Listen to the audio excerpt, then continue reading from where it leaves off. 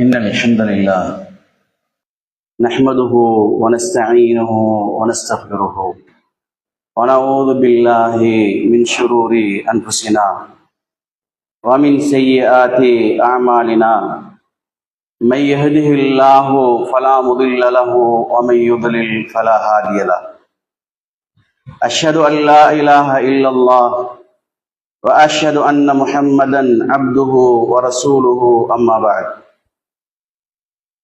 يا أيها الناس اتقوا ربكم الذي خلقكم من نفس واحدة وخلق منها زوجها وبث منهما رجالا كثيرا ونساء واتقوا الله الذي تساءلون به والأرحام إن الله كان عليكم رقيبا يا أيها الذين آمنوا اتقوا الله حق تقاته ولا تموتن إلا وأنتم مسلمون يا أيها الذين آمنوا اتقوا الله وقولوا قولا سديدا يصلح لكم أعمالكم ويغفر لكم ذنوبكم ومن يطع الله ورسوله فقد فاز فوزا عظيما فإن أصدق الحديث كتاب الله وخير الهدي هدي محمد صلى الله عليه وسلم وشر الأمور محدثاتها فإن كل محدثة بدعة وكل بدعة ضلالة وكل ضلالة في النار எல்லாம் வல்ல அல்லாஹ்வின் திருப்பெயர் கொண்டு ஆரம்பிக்கிறேன். ஸலவாத்தும் சலாமும் எங்கள் நபிகள் நாயகம் ஸல்லல்லாஹு அலைஹி வஸல்லம் அவர்கள் மீதும் நபித்தோழர்களையும் நபித்தோழர்களை பின்பற்றியவர்களையும் அவர்களை பின்பற்றியவர்களையும் நம்மீதும் என்றென்றும் உண்டாகட்டுமாக. அன்புக்குரிய இஸ்லாமிய சகோதரர்களே, எல்லாம் வல்ல அல்லாஹ்வின் நல்லடியார்களே, நாமெல்லாம் ரமலானுடைய மாதத்திலே 15வது நோன்பை கடந்தவர்களாக இந்த பள்ளிவாசலிலே அமர்ந்து கொண்டிருக்கிறோம். இன்று நாம் சந்திக்கக்கூடிய காலம் மிகவும் பயங்கரமான ஒரு காலகட்டம் என்பதையும் நாம் அறிந்து வைத்திருக்கிறோம். எந்த அளவுக்கு என்று சொன்னால், அல்லாஹுடைய தூதர் நபிகள் ஸல்லல்லாஹு அலைஹி வஸல்லம் அவர்கள் மறுமையை பற்றி சொல்கிற பொழுது, மறுமையின் அடையாளங்களாக எவைகள் இந்த உலகத்தில் நடைபெறும் என்ற விஷயங்களை எடுத்து வைக்கிற பொழுது, என்னென்ன அம்சங்களை அல்லாஹுடைய தூதர் ஸல்லல்லாஹு அலைஹி வஸல்லம் அவர்கள் சொன்னார்களோ அவைகள் அனைத்தும் மணிமாலை பித்துவிடப்பட்டு அந்த மணிமாலையிலே இருக்கக்கூடிய ஒவ்வொரு மணிகளும் பூமியை பார்த்து மிக வேகமாக விழுந்து கொண்டிருப்பதை போல அல்லாஹுடைய தூதர் ஸல்லல்லாஹு அலைஹி வஸல்லம் அவர்கள் சொன்ன அந்த அடையாளங்கள் நிகழ்ந்து கொண்டிருப்பதை நாம் பார்க்கிறோம். அல்லாஹுடைய தூதர் ஸல்லல்லாஹு அலைஹி வஸல்லம் சொன்னார்கள், சயஅதி ஸமானுன் அலா உம்மதி யக்ஸுரு ஃபீஹில் ஹரஜ். என்னுடைய சமுதாயத்துக்கு ஒரு காலம் வரும், அந்த காலகட்டத்திலே ஹரஜ் என்று சொல்கிற ஒரு பிரச்சனை அந்த காலத்தில் அதிகமாக இருக்கும் என்று நபி ஸல்லல்லாஹு அலைஹி வஸல்லம் அவர்கள் நபித்தோழர்களை பார்த்து சொல்கிறார்கள். அப்போது நபித்தோழர்கள் இறைத்தூதர் ஸல்லல்லாஹு அலைஹி வஸல்லம் அவரிடத்திலே, இறைத்தூதரே, வமல் ஹரஜு யா ரசூலல்லாஹ், ஹரஜ் என்ற பிரச்சனை என்ன இறைத்தூதரே என்று கேட்கிறார்கள். அதற்கு அல்லாஹ்வுடைய தூதர் ஸல்லல்லாஹு அலைஹி வஸல்லம் சொன்னார்கள், கத்ரத்துல் கத்ல். ஹரஜ் என்று சொன்னால் கொலைகள் அதிகரிக்கும். ஒரு மனிதன் இன்னும் ஒரு மனிதனை கொல்வான், ஒரு கூட்டம் இன்னும் ஒரு கூட்டத்தை கொள்வார்கள், ஒரு ஜமாத் இன்னும் ஒரு ஜமாத்தின் மீது போர் தொடுப்பார்கள், ஒரு நாடு இன்னும் ஒரு நாட்டை அழிப்பதற்காக கங்கணம் கட்டி கொண்டு வருவார்கள் என்று சொன்ன அல்லாஹுடைய தூதர் ஸல்லல்லாஹு அலைஹி வஸல்லம் இன்னும் ஒரு செய்தியை அச்சொட்டாக புரிந்து கொள்ள வேண்டும் என்பதற்காக சொல்கிறார்கள். அல் காத்திலு வல் மக்தூலு பின்னார்.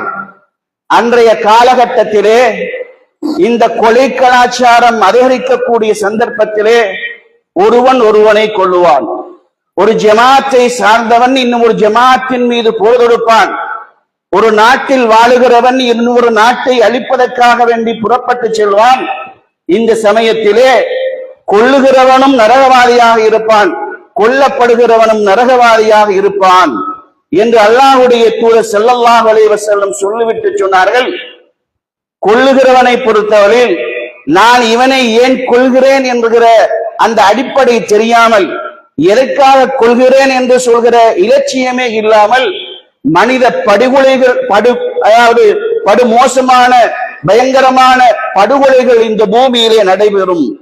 வல் மக்தூலு பின்னார். அதை போன்று கொல்கின்றவன் நரகவாதி என்பதை போல கொல்லப்படுகிறவனும் நரகவாதியாக இருப்பான். அவனுக்கு ஏன் இவன் என்னை கொல்கிறான், கொள்வதற்கான காரணம் என்ன, நான் என்ன தப்பு செய்தேன், என்ன தவறு செய்திருக்கிறேன் என்று அவன் சிந்தித்து விடை காண முடியாத அளவு அவன் கொல்லப்படுவான். இது கோர்வையாக இப்படி கொலை கலாச்சாரம் உலகத்திலே நடைபெற்றுக் கொண்டிருக்கும் என்று அல்லாஹ்வுடைய தூதர் ஸல்லல்லாஹு அலைஹி வஸல்லம் அவர்கள் சொன்னார்களே. அப்படிப்பட்ட ஒரு காலகட்டத்திலே நாங்கள் வாழ்ந்து கொண்டிருக்கிறோம். அப்போது இன்னும் சில செய்திகளிலே இறைத்தூதர் ஸல்லல்லாஹு அலைஹி வஸல்லம் அவர்கள் சொன்னார்கள், இப்படிப்பட்ட காலத்தை நீங்கள் சந்திக்கிறீர்கள் என்று சொன்னால், இப்படிப்பட்ட காலத்தை நீங்கள் அடைந்து கொள்கிறீர்கள் என்று சொன்னால், இல்ஸம் பைத்தக வ அமலக அலைக லிசானக வ அலைக பிஹாஸத்தி அம்ரிக். அல்லாஹ்வுடைய தூதர் ஸல்லல்லாஹு அலைஹி வஸல்லம் சொன்னார்கள், அன்றைய காலகட்டத்தில் நீங்கள் வாழ்ந்து கொண்டிருக்கிறீர்கள். இப்படிப்பட்ட பிரச்சனைகள் அதிகமாக நடைபெற்றுக் கொண்டிருக்கிறது. கொலை கலாச்சாரம் வீறிட்டு நடைபெற்றுக் கொண்டிருக்கிறது. இப்படியான இந்த சந்தர்ப்பத்திலே எது சத்தியம், எது அசத்தியம், இதுல நம்ம நுழையணும், எதை எடுக்கணும், எது உண்மை, எது நேர்மை என்று உங்களுக்கு தெரியாவிட்டால் அலைக்க இல்ஸம் பைத்தக், உங்களுடைய வீடுகளிலே நீங்கள் இருந்து கொள்ளுங்கள். உங்களுடைய வீடுகளிலே இருந்து கொள்ளுங்கள் என்று சொன்னால், நீங்கள் பிரச்சனைகளை ஆய்வு செய்வதற்காக, பிரச்சனைகளை பேசுவதற்காக, பிரச்சனைகளின் நுழைவாயிலை உங்களுக்கு தெரியாவிட்டால் அதை பற்றி அலட்டிக் கொள்வதற்காக நீங்கள் என்ன செய்யக்கூடாது, நீங்கள் ஒவ்வொரு இடங்களுக்கு சென்று உங்களை அந்த பிரச்சனைகளிலே நீங்கள் மாற்றிக்கொள்ளாதீர்கள். நீங்கள் எவைகளை அமலக்க, எவைகளை நீங்கள் ஆதரவிக்கிறீர்களோ, சுவர்க்கம் வேண்டும் என்று நீங்கள் சிந்திக்கிறீர்கள், நரகத்தை விட்டு பாதுகாக்கப்பட வேண்டும் என்று சிந்திக்கிறீர்கள், அந்த சொர்க்கத்துக்கு செல்கிற வழிகளை நீங்கள் அடைந்து கொள்ள வேண்டுமாக இருந்தால் அந்த உயர்ந்த நோக்கத்துக்காக நீங்கள் உங்களுடைய காரியங்களை செய்து கொண்டிருங்கள். அலைக்கல் இசானத். அந்த சமயத்தில் நீங்கள் கடைபிடிக்க வேண்டிய மிக முக்கியமான ஒரு பொருள் என்ன தெரியுமா, நீங்கள் எடுத்துக்கொள்ள வேண்டிய மிக முக்கியமான ஆணிவேர் என்ன தெரியுமா, அச்சாணி என்ன தெரியுமா, அலைக்கல் இசானத். எதையெல்லாம் பேசி தெரியாத விவகாரங்களில் தலைகளை நுழைத்து இதுதான் உண்மை, இதுதான் நேர்மை, இதைத்தான் செய்ய வேண்டும், இப்படித்தான் இருக்கிறாங்க, இவன் காபிர், இவன் முஸ்லிம் என்று நீங்கள் பட்டம் சுமத்தி விடாமல், நீங்கள் குற்றங்களை சுமத்தி விடாமல், குற்றங்கள் சுமத்தப்பட்டு இறைவனத்திலே குற்றவாளியாக நிற்காமல் நீங்க என்ன செய்யணும்னு சொன்னா, இல்ஸம், அதாவது அலைக்கல் இசானத், உங்களுடைய நாவுகளை பாதுகாத்துக் கொள்ளுங்கள், உங்களுடைய நாவுகளை பாதுகாத்துக் கொள்ளுங்கள் என்று அல்லாஹ்வுடைய தூதர் ஸல்லல்லாஹு அலைஹி வஸல்லம் சொல்லிவிட்டு சொன்னார்கள்.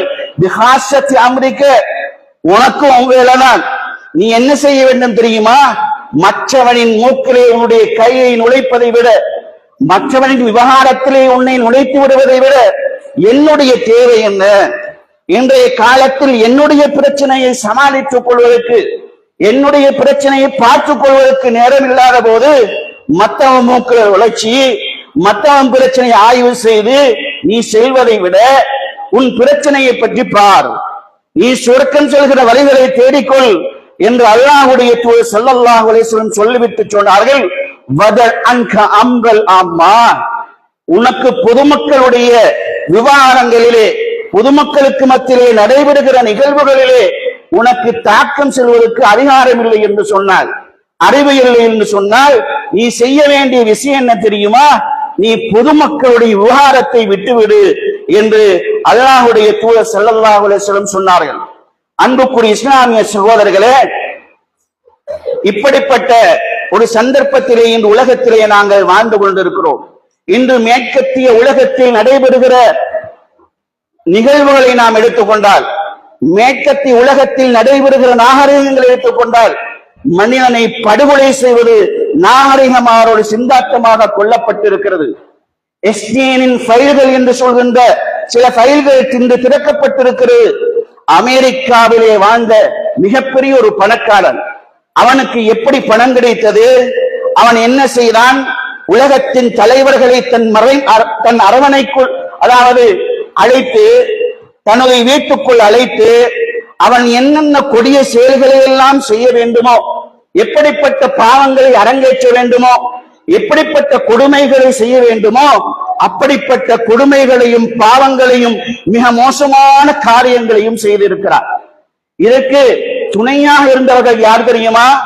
அமெரிக்காவில் இருக்கக்கூடிய மிக பெரும் தலைவன் என்று சொல்கின்ற அமெரிக்க ஜனாதிபதி, மேற்கத்திய உலகத்தில் வாழுகின்ற தலைவர்கள், பாடகர்கள், உலகத்தில் மிக பெரும் பணக்காரர்களின் பட்டியலில் இருந்தவர்கள், சமுதாய சேவைகளை செய்வதாக சொல்லிக்கொண்டு சமுதாயத்துக்கு நாங்கள் கொடுக்கிறோம், வாரி வாரி இழைக்கிறோம் என்று சொல்கின்ற மேற்கத்திய சிந்தனையாளர்கள் தான் இவனுக்கு துணையாக, இவனுக்கு சாதகமாக வலதுகையாக நின்றவர்கள். அவன் செய்த வேலையில மிக முக்கியமான வேலை என்ன தெரியுமா? சிறுமியர்கள், பச்சிளம் பாலகர்கள், 6, 7, 8, 9 வயதை கூடாத தாண்டாத சிறுமிகளை அவன் எடுத்துக்கொண்டு போய் தன்னுடைய அரண்மனையிலே வைத்து, அதற்காக மிக பெரும் அரண்மனையை கடலிலே அமைத்து அவர்களை கற்பழிக்கிறான். இப்போது நீங்க சிந்திக்கணும், யாருடைய பிள்ளையோ அவன் கற்பழிப்பாக்கிறான் என்பதல்ல. நான் அறிவை ஊற்றி, நான் அழகு பார்த்து என்னுடைய குழந்தையாக என்னுடைய குழந்தையை வளர்க்கிறேன். அந்த குழந்தையை கடத்தி செல்கிறான். அவன் பிடிபடுகிற பொழுது 2500க்கு மேற்பட்ட குழந்தைகள் அவனுடைய அந்த அரண்மனையில் இருந்தார்கள். எல்லா குழந்தைகளையும் கற்பழிக்கிறான். தன்னுடைய ஆசையை நிறைவேற்றிக் கொள்வதற்காக அவன் அந்த குழந்தைகளுக்கு செய்கிற முதல் அநியாயம் என்ன தெரியுமா? அவருடைய பல்லை எல்லாம் கலட்டி விடுகிறான். அவன் அவர்களை ஆசைக்கு அர்ப்பணித்ததற்கு பின்னால இந்த உலகத்தில் இருக்கக்கூடிய தலைவர்களுக்கு இவர்களை ஒரு பிரியாணி சோறு போல சாப்பிடுவதற்கு கொடுக்கிறான். அவர்களை அறுக்கிறான், சாப்பிடுகிறான், சித்திரவதைகள் செய்கிறான், கொள்கிறான். இப்படிப்பட்ட ஒரு கலாச்சாரத்தை இந்த உலகத்திலே, மிருகத்தனமான ஒரு கலாச்சாரத்தை அவன் இந்த உலகத்திலே உருவாக்கி இருக்கிறான். இந்த உலகத்திலே உருவாக்கப்பட்டிருக்கிறது. அன்புக்குரியவர்களே, இதே கலாச்சாரத்தின் நுழைவாயில் நாமும் நீங்களும் இருக்கிறோம் என்பதை மறந்து விடாதீர்கள். இந்த கலாச்சாரத்தின் நுழைவாயிலே நானும் நீங்களும் இருக்கிறோம். இன்று சிந்தித்து பாருங்கள். சில நாட்களுக்கு முன்பு உத்தரத்திலே வாழ்ந்த ஒரு வாலிபன், அவனுக்கு வயது 16 வயதுதான். இப்போதுதான் அவன் வாலிபத்தை எட்டியிருக்கிறான். இந்த வாலிபன் போதைப் பொருளுக்கு அடிமையானவன். இவன் செய்த காரியம் என்ன தெரியுமா? ஒரு ஆட்டோ டயர் ஓடுகின்ற ஒருவரை அழைத்து அவனிடத்திலே சல்லியை பதித்துக் கொள்வதற்காக, அந்த ஆட்டோவை சுருட்டிக் கொள்ளணுங்கிறதுக்காக வேண்டி அந்த ஆட்டோக்காரரை கொலை செய்து அவன் அந்த பணங்களை எல்லாம் திருடி அவரை கொலை செய்து விடுகிறான். இது வேறு யாரும் அல்ல, எங்கோ நடந்த காரியம் அல்ல. நமது நாட்டிலே பக்கத்திலே இருக்கின்ற புத்தளம் என்று சொல்கின்ற நகரிலே நடைபெற்றது. அதை போன்று மாவனல்லை பகுதியிலே சில மாதங்களுக்கு முன்பு நடைபெற்ற ஒரு நிகழ்வு. ஒரு முஸ்லிம் தம்பதிகளின் குடும்பத்திலே ஒரு குழந்தை, திருமணம் முடிக்காத வீட்டில் இருக்கக்கூடிய குமரி பெண்ணுக்கு ஒரு பிள்ளை பிறக்குது. பிள்ளைக்கு காரணவன் மச்சான். இதான் அல்லாஹ்வுடைய தூதர் ஸல்லல்லாஹு அலைஹி வஸல்லம் சொன்னாங்க, மச்சான் வீட்டு நுழைகிறாரா, மௌத்து தான் என்று சொன்னார்கள். அல்ஹம்மு அல் மௌத், அல்ஹம்மு அல் மௌத். மச்சான் என்பவன் அவனோடு நடந்து கொள்ள வேண்டிய இஸ்லாமிய ஷரியாவின் பண்பாடு இருக்கிறது. இப்படிப்பட்ட நிலையிலே அந்த குழந்தையை பெற்றெடுப்பதற்கு முன்னால் தாயின் கருவறையிலிருந்து எடுத்து அந்த குழந்தையை கொலை செய்து அடக்கம் செய்கிறார்கள். அதை நமது நாட்டில் இருக்கக்கூடிய போலீஸ் அதிகாரிகள் கண்டுபிடிக்கிறார்கள். அது மாத்திரமா, இந்தியாவில் நடைபெற்ற நிகழ்வுகளை பாருங்கள். ஒரு வாலிபன், அவனுக்கு போதை, அவன் போதை என்பது நாம் நினைக்கிற போது கிடையாது. இன்று வாலிபர்களுக்கு பிடித்திருக்கிற போதை ஹேண்ட்போன் போதை, நாம் பழக்கிற போதை ஹேண்ட்போன் போதை. கையடக்க தொலைபேசி குழந்தைகளுக்கு கொடுக்கிறோமே, பார்ப்பதற்கு கொடுக்கிறோமே, கசிப்பதற்கு கொடுக்கிறோமே, என் பிள்ளைதான் என்று இரக்கத்தில் கொடுக்கிறோமே. அந்த போதை வெறி ஏறி இன்று தன் மனைவியை விட ஒருவன், இவன் கையில் இருக்கக்கூடிய தொலைபேசி இன்று வாழுகின்ற வாலிபர்கள் பெரியவை எல்லாமே விரும்புறாங்க. மனைவியை இழந்தாலும் ஹேண்ட்போனை கையில் இருக்கக்கூடிய தொலைபேசியை, அதாவது கையடக்க தொலைபேசி இழப்பதற்கு யாருமே விருப்பப்பட மாட்டாங்க. இதில் காட்சிகளை எடுப்பது, படக்காட்சிகளை எடுப்பது. எனக்குதான் இவ்வளவு படம் எடுக்கிற நீ, உன்னை ஏன் 1000 இதை போன்று 16, 17 வயதுக்குட்பட்டவர்கள் என்ன செய்யறாங்க? வாளை எடுத்துக்கொண்டு அவன் கோச்சிலே செல்கின்ற மனிதர்களிடத்திலே வெட்டுவதை போன்று கொத்துவதை போன்று நடைபெறுகிறார். ஒருவர் கூடாதுங்கிறாரு, கூடாது என்று சொன்ன மாத்திரத்தில் அவரை அப்படியே கண்டம் துண்டமாக வெட்டி வீழ்த்துகிற காட்சிகளை ஒரு வாலிபன் புத்தக இருக்கிறார், மற்ற வாலிபர்கள் பார்த்துக் கொண்டிருக்கிறார்கள். இதே நிகழ்வு நாங்களும் இன்று நுழைந்து விட்டோம் என்பதை நீங்கள் மறந்து விடாதீர்கள். இஸ்லாத்தை பேசி பேசி நுழைந்து விட்டோம், ஈமானை பேசி பேசி நுழைந்து விட்டோம், தொழுது நுழைந்து விட்டோம். எங்களுடைய உள்ளங்களில் இருக்கக்கூடிய இரக்கத்தன்மையும் இன்று ஈடுபட்டு இருக்கிறது. இந்த பாடசாலைகளில், அதை போன்று பாதைகளில், ஒவ்வொரு இடங்களில் நடைபெறுகிற நிகழ்வுகளை நீங்கள் எடுத்துக்கொண்டால், இன்று இன்னும் 10 வருஷத்திலே நம்முடைய ஊர் எந்த நிலைக்கு செல்லுமோ என்று சொல்கின்ற ஒரு மிகப்பெரிய ஒரு போராட்டத்திலே நாங்கள் வாழ்ந்து கொண்டிருக்கிறோம். இப்படிப்பட்ட சமயத்தில் தான் அல்லாஹ் எங்களை தேர்வு செய்து எங்களுக்கு வாழ்க்கையை நீடித்து அல்லாஹ் ஒரு வரப்பிரசாதமாக இந்த ரமதான் மாதத்தை அல்லாஹ் எங்களுக்கு கொடுத்திருக்கிறார். அன்புக்குரியவர்களே, இன்னும் ஒரு பக்கத்திலே பாருங்கள். அந்த பக்கத்திலே நீங்கள் பார்த்தால் இன்று யாரிடத்திலே இஸ்லாம் சொல்கின்ற அந்த பண்பாடுகள் இருக்கிறது. யார் என்று நேர்மையாக நடந்து கொள்கிறார்கள், யார் என்று நியாயமாக நடந்து கொள்கிறார்கள், யார் உண்மையாக நடந்து கொள்கிறார்கள் என்று பார்த்தால், இன்று நேர்மை, நீதி, உண்மை என்று சொல்கின்ற அனைத்தும் இன்று மனிதத்தில் கலட்டி எடுக்கப்பட்டிருக்கிறது. யாரும் நேர்மையாக வாழ்ந்து கொள்வதை விரும்புவதில்லை. அடுத்தவனை பற்றிய செய்திகள், எப்படித்தான் மற்றவனை போட வேண்டும் என்று சொல்கிற நிகழ்வுகள், மற்றவனுக்கு குழி வெட்டுவது, ஒரு சமுதாயத்தை அடிக்கொடுக்க வேண்டும் என்பது, உள்ளத்தில் இருக்கக்கூடிய வைராக்கியத்தை வைத்து வாழ்வை நடத்துவது, இப்படிப்பட்ட பண்பாடுகள் எல்லாம் நம்மை விட்டு கலட்டப்பட்டிருக்கக்கூடிய ஒரு காலகட்டத்திலே வாழ்ந்து கொண்டிருக்கிறோம். வெட்கமில்லாத ஒரு சமுதாயம் வாழ்ந்து கொண்டிருக்கிறது. பெரியவர்களுக்கு மரியாதை செய்யாத ஒரு சமுதாயம் வாழ்ந்து கொண்டிருக்கிறது. விபச்சாரத்தை நோக்கி அனுதினமும் சென்று கொண்டிருக்கக்கூடிய ஒரு சமுதாயம் வாழ்ந்து கொண்டிருக்கிறது. வியாபாரத்தில் நேர்மை இல்லை, உண்மை இல்லை, பழகுவதில் நேர்மை இல்லை. இப்படிப்பட்ட மிக மோசமான பண்புகளை கொண்ட ஒரு சமுதாயம் இந்த உலகத்திலே வாழ்ந்து கொண்டிருக்கிறது. இப்படிப்பட்ட சந்தர்ப்பத்தில் தான் அல்லாஹ் எனக்கு உங்களுக்கும் இந்த நோன்பை அல்லாஹ் வரப்பிரசாதமாக ஆக்கி இந்த நோன்பை அல்லாஹ் கடமையாக்கி இருக்கிறார். அன்புக்குரிய சகோதரர்களே, இன்னும் ஒரு பக்கத்திலே நாங்கள் பார்ப்போம். அந்த பக்கம் என்ன தெரியுமா?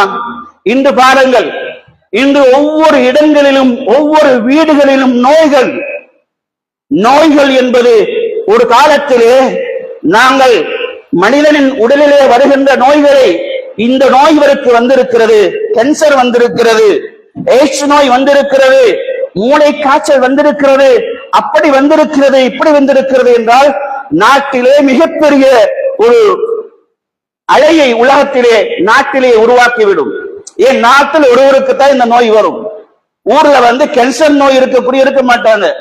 இன்று மட்டக்களப்பு பகுதியிலே ஆய்வு செய்ததிலே இன்று 100க்கு 50% இடத்திலே கேன்சர் நோய் இன்று காணப்படுகிறது. ஒவ்வொரு மனிதன் 2 மனிதனிலே ஒரு மனிதனுக்கு கேன்சர் நோய் காணப்படுகிறது. அதை போன்று இல்லாத பொல்லாத நோய்கள், சிறு நோய்கள் வருகிறது, தாங்கிக் கொள்ள முடியல. காய்ச்சல் வந்து விடுகிறது, உடனே மரணிக்கிறான். ரமலானுக்கு 2 நாளைக்கு முன்னால் ஒரு முதலாளி, ஒரு தொழிலாளி, ஒரு தொழிலதிபர் மிக பெரும் வாகனத்தோடு சமுதாயத்திலே நான் மிக பெரும் பணக்காரன், என்னிடத்தில் இல்லாத பணமா, எனக்கு இல்லாத ஆணவமா, எனக்கு இல்லாத அதிகாரமா என்று மக்களை மதிக்காமல், ஏழைகளை மதிக்காமல், ஏழைகளை மிதித்து மனித நேயத்தை நொறுக்கி வாழ்ந்த ஒருவன் என்ன செய்கிறான்?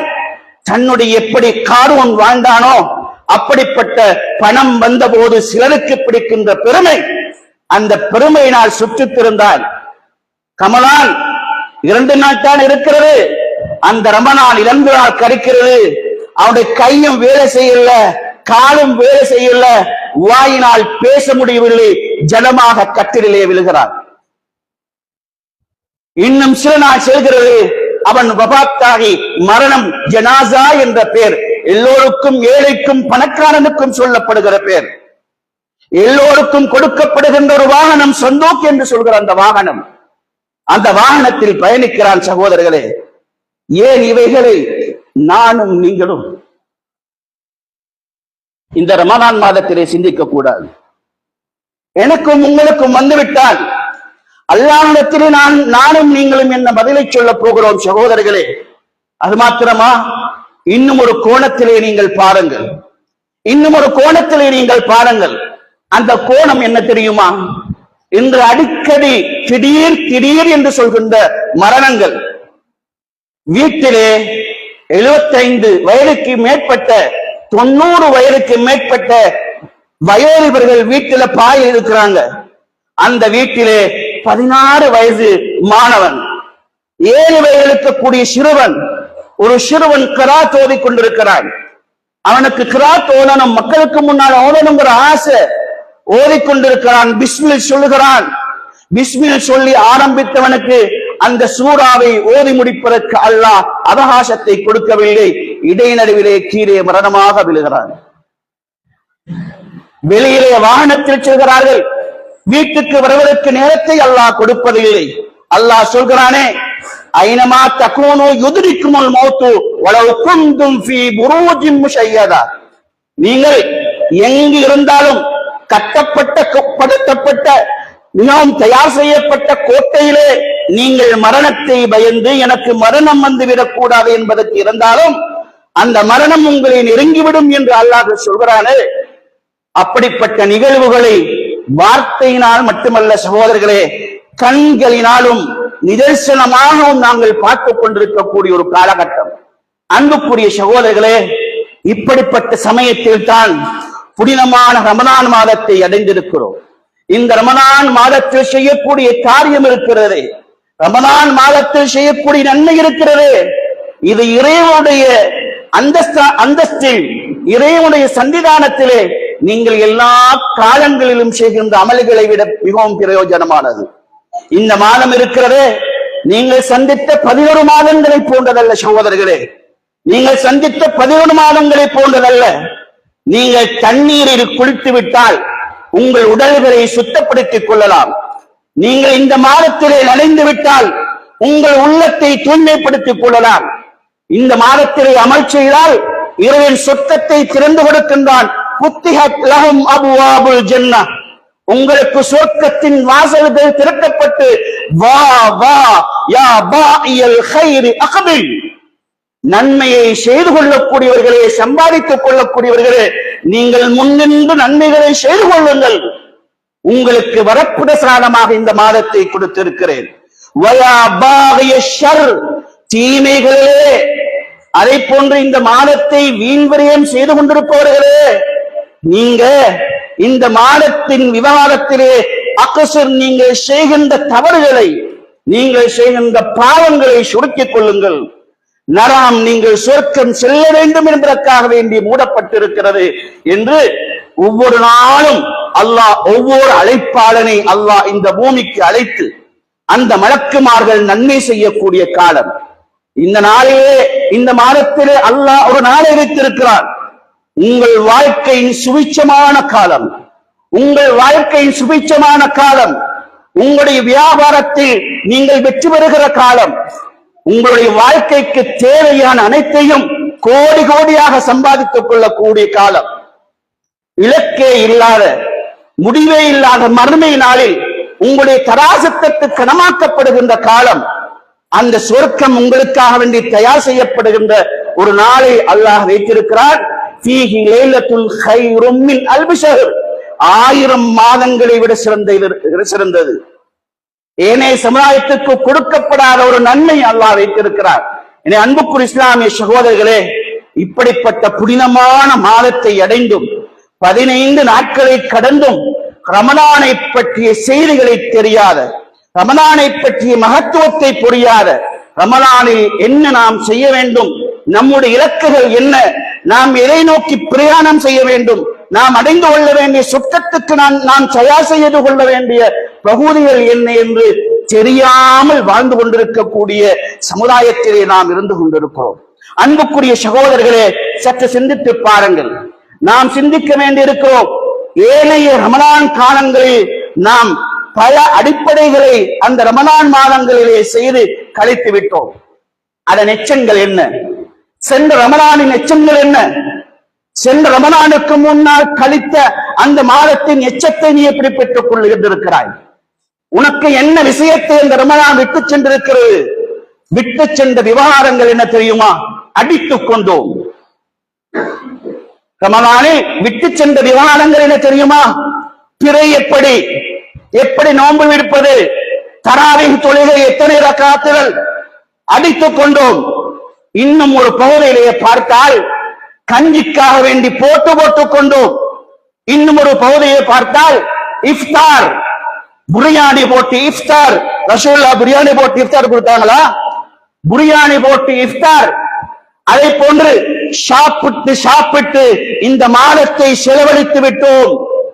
கருத்து வேறுபாடு பட்டு இந்த மாதத்தை செலவழித்து விட்டோம்.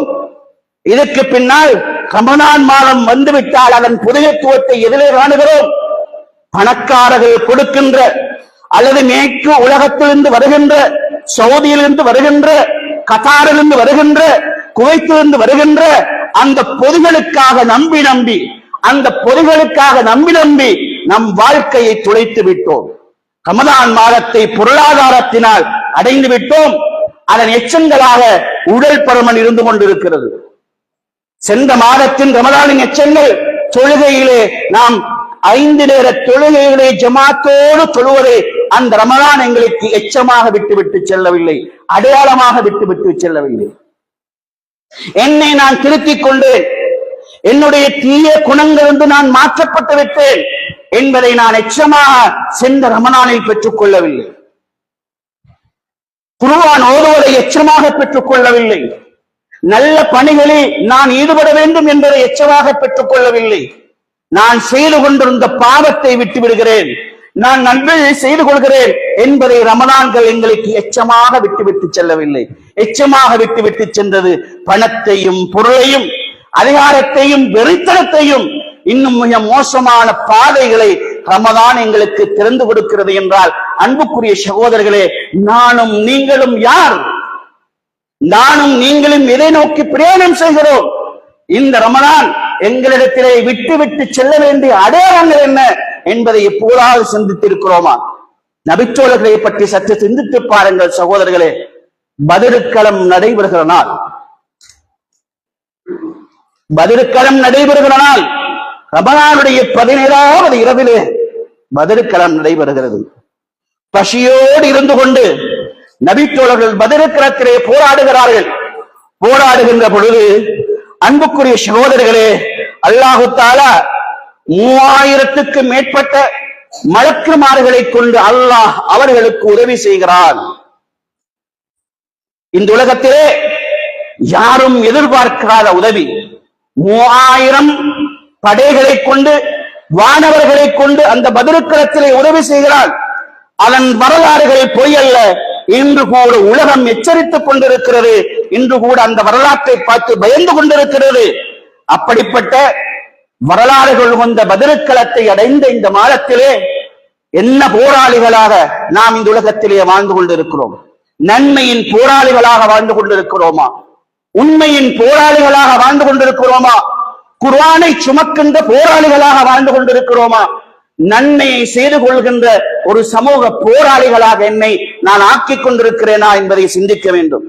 அந்த பதிலுக்களத்திலே அல்லாஹு தஆலா ஒரு செய்தியை சொல்கிறான்.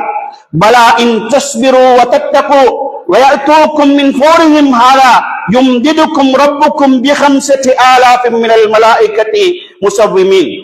அல்லாஹ் சொல்கிறான், அந்த சமுதாயத்தை பார்த்து சொல்கிறான், பதிலுக்களத்திலே கலந்து கொண்ட சஹாபாக்களை பார்த்து சொல்கிறான், நீங்கள் இன் தஸ்பிரு நீங்கள் நன்மை செய்வதிலே, உங்களை திருத்திக் கொள்வதிலே, ஒரு நல்லொரு சமூக உருவாக்கத்தை உருவாக்கிக் கொள்வதிலே நீங்கள் பொறுமையோடு மற்றவர்களை நொந்து கொள்ளாமல் உள்ளத்தின் கசடுகளையும் பாவ கரைகளையும் மறந்து நீங்கள் இறைவனுக்காக ஒன்று சேர்ந்து நீங்கள் பொறுமையோடு புறப்பட்டால் அல்லாஹ்வை இன்னும் நீங்கள் பயப்பட வேண்டும். யாரை பார்த்து சொல்கிறான்? பதிலுக்களத்தில் தன் உயிரை கொடுத்து போராடிய, பசியோடு போராடிய அந்த சஹாபா சமுதாயத்தை பார்த்து சொல்கிறான், நீங்கள் இன்னும் இறைவனை பயந்து கொண்டால்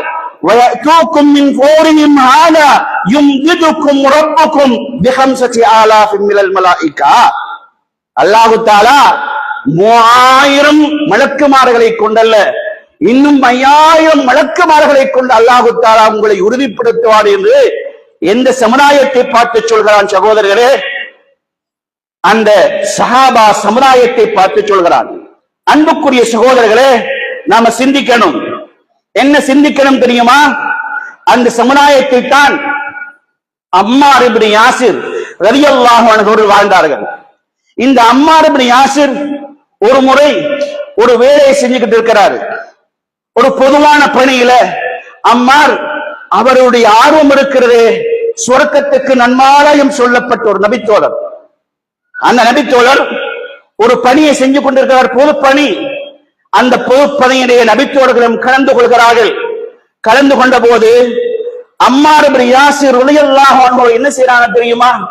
அந்த பணியை செய்துவிட்டு பள்ளிவாசலுக்காக அல்லது ஜனாசாவை அடக்கம் செய்வதற்காக அந்த பணியில் ஈடுபட்டு விட்டு ஒரு பக்கத்துக்கு போறாங்க.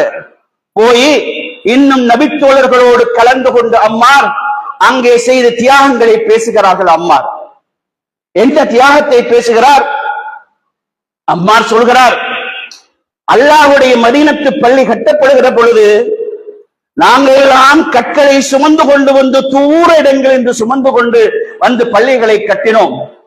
அப்போது அம்மாரை பார்த்து சஹாபாக்கள் சொல்கிறார்கள், நாங்கள் சுமக்க முடியாத ஒரு கல்லை சுமந்து கொண்டு கஷ்டப்பட்டு வருகின்ற பொழுது அம்மாரே, நீ எப்படி தெரியுமா நடந்து கொண்டாய்? உனக்கு சுமக்க முடியாத 2 கற்களை எடுத்து வந்து, உனக்கு சுமக்க முடியாத 2 கற்களை கொண்டு வந்து அல்லாஹ்வுடைய பள்ளியை கட்டினாரே அம்மாரே என்று சொல்கிற போது பக்கத்திலே கண்மணி பெருமானார் நபிகள் நாயகம் ஸல்லல்லாஹு அலைஹி வஸல்லம் அவர்கள் நின்று கொண்டிருக்கிறார்கள். பெருமானார் அவர்கள் இந்த உரையாடலை கேட்டுக் கொண்டிருக்கிறார்கள். உரையாடலை கேட்டுக் கொண்டிருந்த பெருமானார் அவர்கள் அம்மாரின் தலை மீது கையை வைத்து தடாவி, அம்மாரே, இப்படிப்பட்ட ஜிஹாதை செய்திருக்கிறார். இப்படிப்பட்ட ஜிஹாது மட்டுமா? உன்னை கட்டி கட்டி அந்த சஹாபாக்கள் எப்படியெல்லாம் உன்னை நோவினை செய்ய வேண்டுமோ அப்படிப்பட்ட நோவினைகள் எல்லாம் செய்து உனக்கு சொர்க்கத்தை கொண்டு உனக்கு நன்மாராயம் சொன்ன அம்மாரே, உன்னை தக்துலுக ஃபிஅத்துன் பாகியா, நாளை ஒரு நாள் வரும் அம்மாரே, நாளை ஒரு நாள் வரும், உனக்கு பணம் கிடைக்கும், செல்வம் கிடைக்கும், ஆட்சி கிடைக்கும், அதிகாரம் கிடைக்கும், பள்ளி நிர்வாகம் கிடைக்கும் என்று உனக்கு சொல்லவில்லை. அந்த சாதியை பார்த்து என்ன தெரியுமா சொல்றாங்க? தக்துலுக ஃபிஅத்துன் பாகியா, அம்மாரே, உன்னை ஒரு கூட்டம், மிக மோசமான ஒரு கூட்டம் கொள்வார்கள் அம்மாரே. அவர்கள் சொர்க்கத்தின் பக்கம் அழைப்பார்கள், அவர்களோ அவர்களை நரகத்தின் பக்கம் அழைப்பார்கள். அம்மாரே, என்று சொன்ன ஒரு சமுதாயத்தை பார்க்கிறார் அல்லாஹு தஆலா. இன் தஸ்பிரு வ தத்தகு, நீங்கள் இன்னும் பொறுமையோடு நடந்து கொள்ள வேண்டும் என்று சொல்கிறார். நீங்கள் இன்னும் இறையச்சத்தோடு நடந்து கொள்ள வேண்டும் என்று சொல்கிறார்.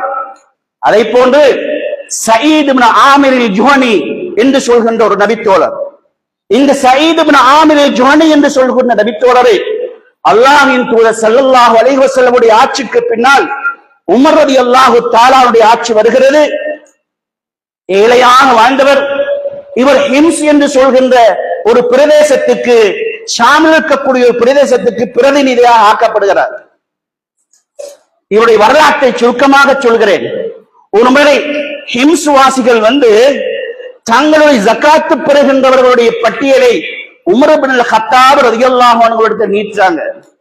நீட்டிய பொழுது உமர் கத்தாப் ரலியல்லாஹு அன்ஹு அவர்கள் ஜக்காத்து பெறுகின்றவர்களை எல்லாம் அறிந்து வைத்த மிகப்பெரிய தலைவர் அல்லவா, அவர்கள் பட்டியலை பார்க்கிறார்கள்.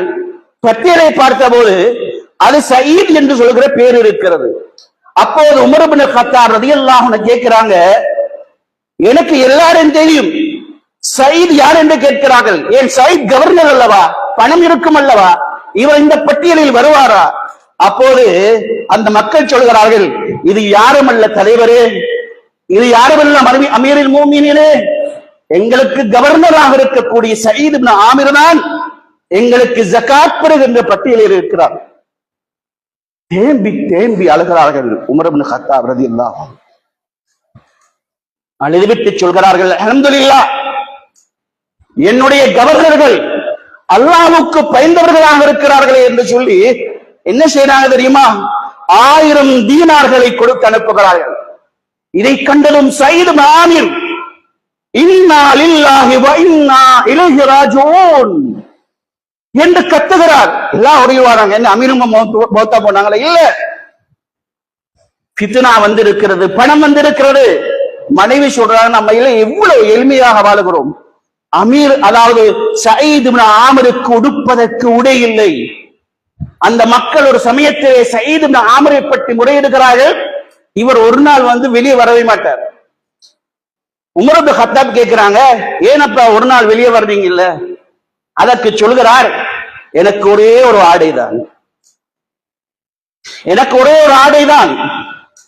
அந்த ஆடையை மாதத்தில் ஒரு நாள் நான் என்ன செய்வேன், கலட்டி அந்த ஆடையை கழுவுவேன், திறந்த மேனியோடு இருப்பேன்.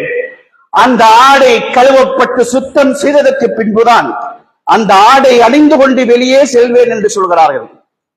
அன்புக்குரிய சகோதரர்களே, இந்த சயீதுக்கு ஹிம்சுவாசிகள் இரண்டாவது கொடுத்த ஒரு விஷயம் இருக்கிறது. இவர் அடிக்கடி மயக்கமுட்டு கீழே விழுகிறார். இந்த சயீது அடிக்கடி ஏனோ பேசிக்கொண்டிருப்பாரு, பேசிக்கொண்டிருந்து அடிக்கடி மயக்கமுட்டு கீழே விழுகிறார்.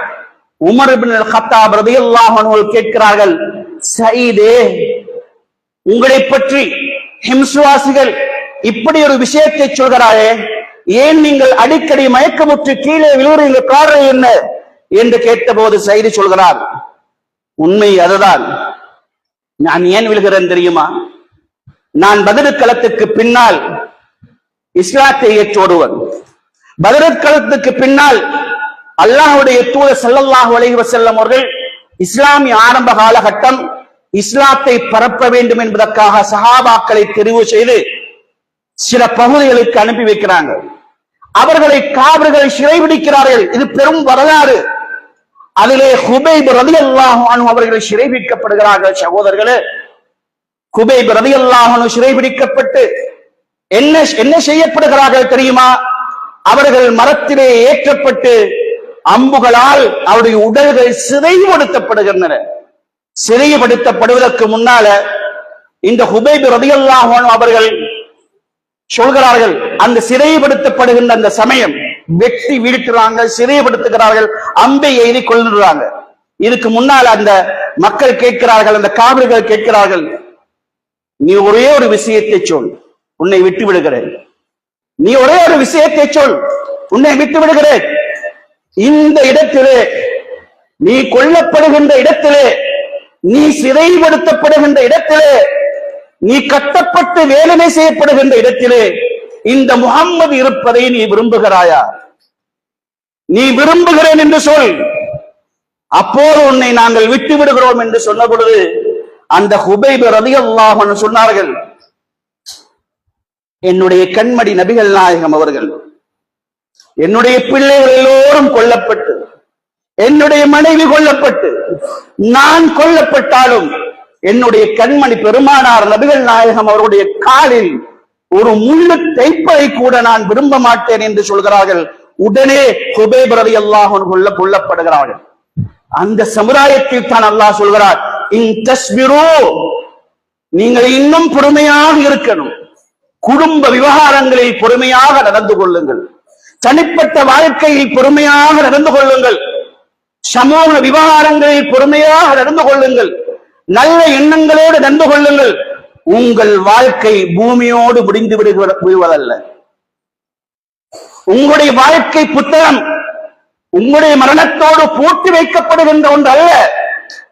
உங்களுக்கு வாழ்ந்து கொண்டிருக்கக்கூடிய இந்த காலம் இருக்கிறதே சகோதரர்களே, மஸ்ரஅத்துல் ஆகிரா, மறுமைக்காக வேண்டி பயிர் செய்கின்ற நிலம் இந்த நிலம். எனவே அனைத்தையும் மறந்து நீங்கள் நன்மைகள் செய்வதிலே நானும் நீங்களும் நாம் போட்டி போட்டுக் கொண்டு ஈடுபட வேண்டிய சொற்ப நாட்களே இன்னும் இருக்கிறது, குறுகிய நாட்களே இன்னும் இருக்கிறது. பனிக்கட்டைகள் கரைந்து செல்வதை போன்று பள்ளியை விட்டு கரைந்து சென்றுவாதீர்கள்.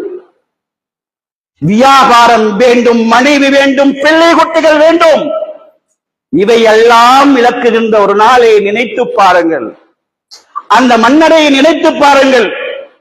எல்லாம் இருந்தும் அந்த மன்னரைக்கு எங்களிடத்திலே வருகின்றது சாலிகான நல்லமல்கள் தான்.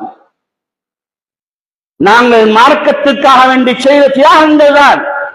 இதற்கு வாய்ப்பாக அல்லாஹ், வரப்பிரசாதமாக அல்லாஹ் இந்த மாதத்தை தந்திருக்கின்றான். பெரியவர்களே, வாலிபர்களே, சிறுவர்களே, பெண்களே, தாய்மார்களே, இன்று நான் உங்களுக்கு ஹுதுபாவிக் கொண்டிருக்கிறேன்.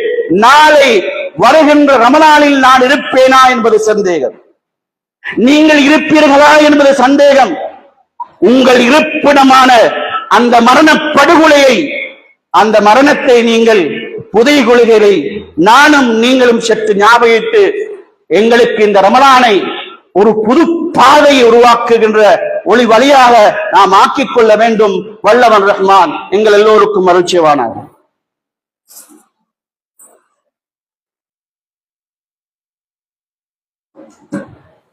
அல்ஹம்துலில்லாஹி நஹ்மதுஹு வ நஸ்தஈனுஹு வ நஸ்தக்பிருஹு வ நு'மினு பிஹி வ நதவக்கலு அலைஹி வ நஊது பில்லாஹி மின் ஷுரூரி அன்ஃபுஸினா வ மின் ஸய்யிஆத்தி அஅமாலினா மன் யஹ்திஹில்லாஹு ஃபலா முதில்ல லஹு வ மன் யுضلل ஃபலா ஹாதிய லஹு. அம்மா பஅத். அன்புக்குரிய இஸ்லாமிய சகோதரர்களே, இந்த பிற்பட்ட காலத்துல தான் லைலத்துல் கத்ர் வருகிறது. இன்னும் சில நாட்கள்.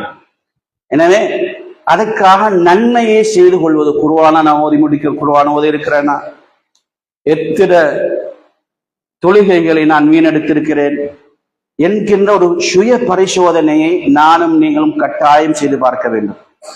இந்த ரமலானிலையும் நாம திருந்தல்ல, நான் போற போக்குல தான் போவேன்னு சொன்னா அல்லாஹு தஆலா இதுதான் என்னை அழிப்பதற்கான ஒரு வழியை தெரிவு செய்திருக்கிறார் என்பதை நானும் நீங்களும் மறந்துவிடக் கூடாது.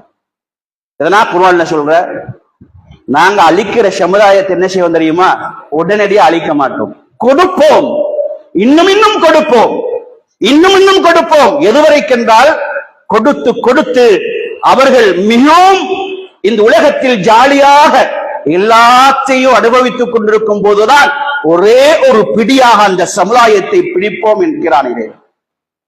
அல்லாஹ் என்னையும் உங்களையும் பாதுகாக்க வேண்டும் சகோதரர்களே. இனி அல்லாஹ்வை நாங்கள் பயப்படுவோம், நன்மைகளை செய்து கொள்வதற்கு நானும் நீங்களும் முயற்சி செய்வோம். வல்லவன் ரஹ்மான் எனக்கும் உங்களுக்கும் அருள் செய்வானாக. வாஹிர் தஅவானா அல்ஹம்துலில்லாஹி ரப்பில் ஆலமீன்.